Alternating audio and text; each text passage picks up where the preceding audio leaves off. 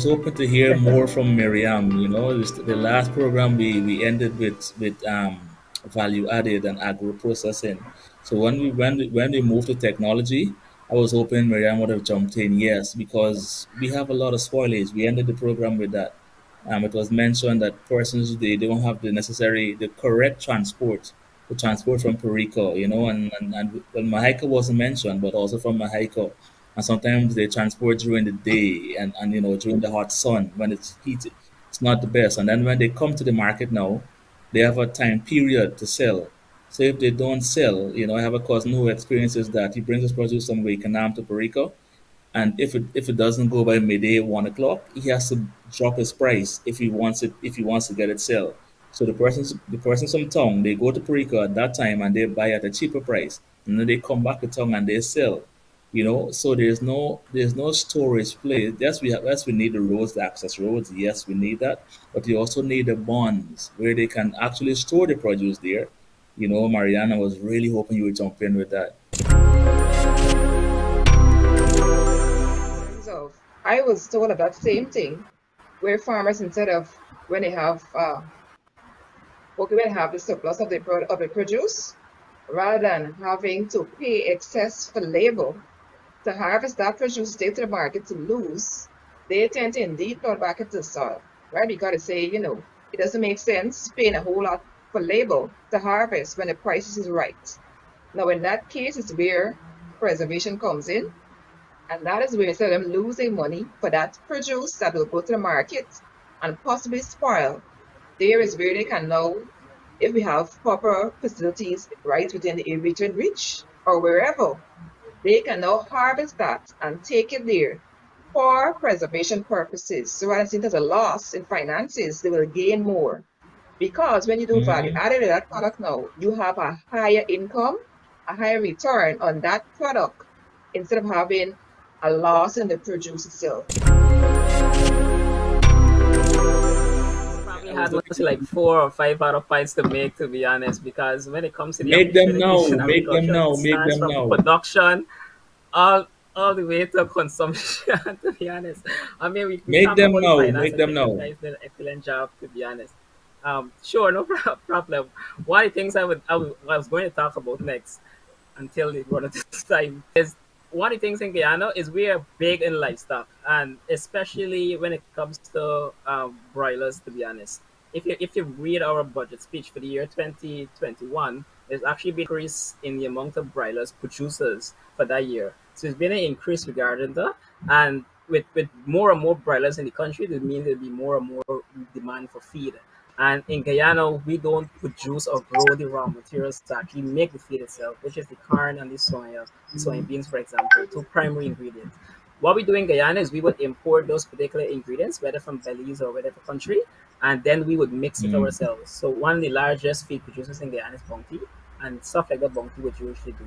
They would mix that particular feed. So whoever could actually tap into that area and start growing these corn and soybeans successfully is tapping into a multi-million dollar, we even argue billion-dollar industry, to be honest, regarding feed.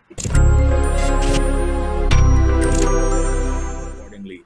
Yeah, Here, yeah, yeah. what Sure, no when you problem. mentioned when you mentioned the stock the waste that is left on the land, you know what came to mind right away? There's actually a garbage bin set aside for that here in Swiss called compost. So when you Oh, peel your mm, mm, green mm, vegetable, whatever your green or even oranges, is a separate bin for mm. that. So that compost now is harvested. They come once a week and they carry that separate and goes back to the farmers. So that's what you're talking Correct. about. Sector. And this is the same I see with, areas like finance, where, you go to university and you study finance and accounting and you think you're only going to work in a bank or the Ministry of Finance. But really there could be persons who are focused on working with the agriculture industry. For example, in my local church, I have supported several farmers to develop their business plan. And when you're going in for a loan, it's also understanding that agriculture loans should be cyclical and you shouldn't have things like monthly payback periods because sometimes your crops are not in in the first month or the Mm. second month. So you'd even need that kind of unique expertise within the finance industry. One of the things I would have learned at university is that some, I'm not sure if they still do it, but what the farmers do in order to cut the loss when there is things like uh, when the demand, when there is a drop in the demand for the produce, what they do is to Mm. plow back into the soil those most of the produce that they have there instead of, because if you bring it to the market, you're actually going to end up at a loss, and so they Mm. plow it back into, and so it adds to what Siobhan was saying in relation to the composting, right? So it's what we refer to as green manure, and so we Mm. plow that back into the soil. But I'm not sure how much of that is being done now, or if there's an alternative to the excess produce that we are getting.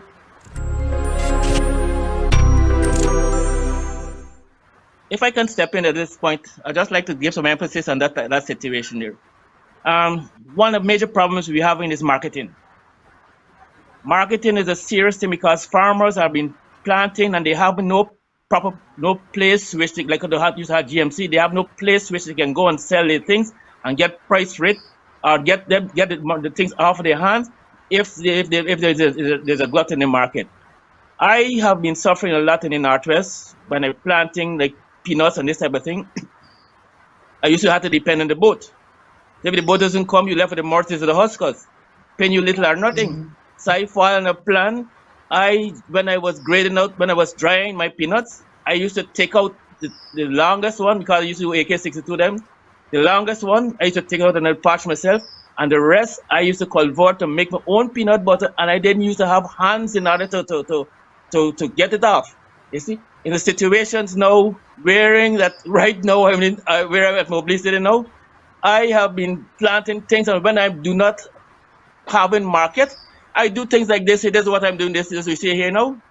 Yeah, this is lime production Wow. that I'm doing. I'm experimenting. I'm processing it, and this is the market I have for limes and for lemons, and these things I've been doing. I would like to do a lot of value Excellent. added because I find that when you have your stocks, you can't get it out. You got to go on a plan B. So I go for very Yeah. much for value added. Rotating. I like to do crop rotation. I didn't like this fertilizing thing. I believe in crop rotation because I like organic. You understand? I've been trying my best to Yeah, get yeah. situation. I think Nabi might be able to see me also several times going into the office. They're trying to get some ginger. For the longest while, fighting to get some ginger, ginger cultivating, but I'm not getting any help from the people that are on the ground. Yeah? I am Shaban, having a you'd project like to that's say something? going. I have a, huh? I have a project that I've been going with soul sap cultivation. A very few times I see the field staff coming in, and then I'm not. I got to do my own experiment to get my things. Someone mentioned culture earlier. I think it was on the program. I that's what you were talking about there. Yeah. The culture needs to change. I think even the last program we mentioned forming think tanks and focus groups and so on to really help people what is needed. And we channel the monies in that direction. Yes, we see monies are given out for farmers in this area, but it's the same thing. They're repeating and repeating. I'm not sure. I'm not sure the level of innovation, Nairon or Marianne, the level of innovation that is actually going. I remember Aubrey speaking last week about attracting more youths using drones. It's the first time I actually heard you can use drones in farming, whether to spray the fields or anything else. And youths, that's their world, technology. So you tell a youth come, you can farm with a drone, or the drone can assist you in farming. I'm sure they're gonna run to it. So we really need to look at where we're going, and really develop, like Julia said, policies. I would think we should have these focus groups. I don't know. We're saying there's a job shortage and market shortage, but Persons are out there, and they shouldn't only come and work in the agri ministry or as a visitation officer only, but we want officers who can come and actually implement change. I think Nairon mentioned going overseas and seeing what's done in Abu Dhabi or Netherlands and so on. It just needs to be expanded. And I don't know. We're just chatting here. We're I just know. chatting here. Level. I think that trade fairs allow us to see what others are doing. So government should also be creating a platform, either to bring the trade fairs to Guyana or for us to go. For example, when Neil showed that lime juice is, for me, he's showing that every farm should have a little place where they do value added for the times when they can't ship out. But what I'm seeing out of lime juice is there's also the lime without any sugar or anything in it, because they actually sell Right. it here and they're marketing it Nairon as in a yellow bottle with a green cork. So immediately you think of a lemon because it's two types of colors of green. And you Yeah. know us, we always seasoning our meat with or washing our meat with our lemon or lime juice. So here I don't have to squeeze the lime or the lemon. They already squeeze it and bottled it for me. So cooking is made easy. So I'm just seeing all these opportunities. I'm also products. But I know Nyron had a long list of things he wanted to chat on. So tell us, Nyron, what else on that notepad? I think we get enough material here for the unscripted part. I Honestly. agree, Nairon. I And, agree. I agree. I hope the authorities are listening. Well, I hope that this go to the right forum, because another thing also, the shifts of this paradigm with technology. The young people that are coming up now, they're aware of this technological aspect of it. So you have to carry this technology into the schools. And I think that every interior Yeah, location should have a school farm. You're talking there about you then go. getting employment in the area or whatever. If you have a school farm, at least you can launch or plant a seed. Every location have the own potential of what type of crops they can develop within that area. And if the Yeah. technology is in that area, they can maximize on it, get employment for the people that are in there by what they have the exposure to this type of thing. Each school farm should have and there should be competitions. Best school one farm against another farm, this type of thing, just to raise the standards of situation. You see, that's already stands of the standards of it. That age limit is where you can have young people now try to pull young people in line with what you're doing that have the interest in agriculture and what you're doing.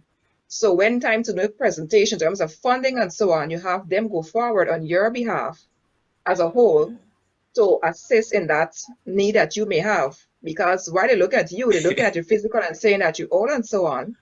If you have young people the same desire as you and the same interests and so on around, and they have the know-how in terms of technology and the other aspects of marketing and so on, then you can have them surround you to give you more advice and so on. So you're gaining and they're gaining from your experiences, and they will be able to make representation on behalf of what you may be putting forward to get funding and the vision you may have. So finding a That mechanism where you combine the two, and so you go into the bank, one person has the expertise on, like, let's say the marketing and the value added, the other person, like Neil, is bringing the actual ownership of the land, the crop, and so forth. But together you're forming a kind of a conglomerate. But you see, our legal system is not that flexible, and sometimes even us, our culture is winner takes all. Whereas in Europe, you see a lot more partnerships. You even see husbands and wives Collaboration. divorced and they're still managing a successful business together. In our culture, when you separate, everything done. You split the family, the house, everybody. But here you see a different culture. And I'm just making that to reference the fact that we need maybe new models of contracting, and business partnerships that bring people along, because Neil has That notes. So we'll let you know during the August when we'll air this one.